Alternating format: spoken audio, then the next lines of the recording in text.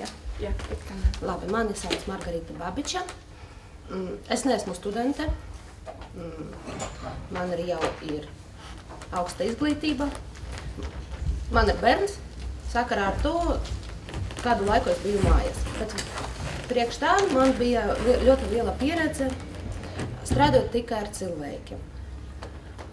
Skolas laikā es tur strādāju kā viesmīlē, tad es bija galvenā viesmīlē. Tad strādāju Pāreks banka, tad degpunkta, kā Maksima, Deglava iela, bija galvenā tur. Un, protams, kā jūs taču zināt, katrs, kad atnāca visi klienti, viņi ir neapmierināti, viņi tur kaut ko grib, un visas tas stresa situācijas risināju es. Un pēc tam es arī strādāju kā vadītāja, tieši pārdošanas nodaļas vadītāja lielajā internetu kompānijā. Un es to pati organizēju, un pati vadīju, un pati mācīju, un tā tālāk. Ja? Un ļoti, ļoti veiksmīgi. Tātad mans bērns ir diezgan liels, viņš tagad stāja skolā, man ir laiks, es gribu strādāt, jo neesmu tāds cilvēks, kuram patīk sēdēt mājās.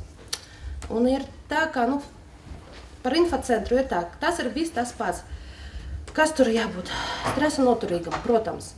Nevajag ļaut studentiem zināt, ka jūs kaut ko nezināt vai kaut ko, jums ir kādas problēmas. Mums visam ir problēmas, mājas ir problēmas, bet kad mēs atnācam darbā, mēs esam darbā.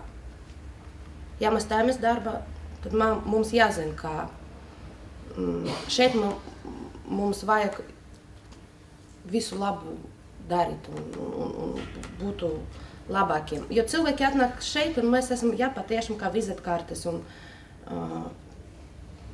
Mums vajag pastāstīt, atrisināt.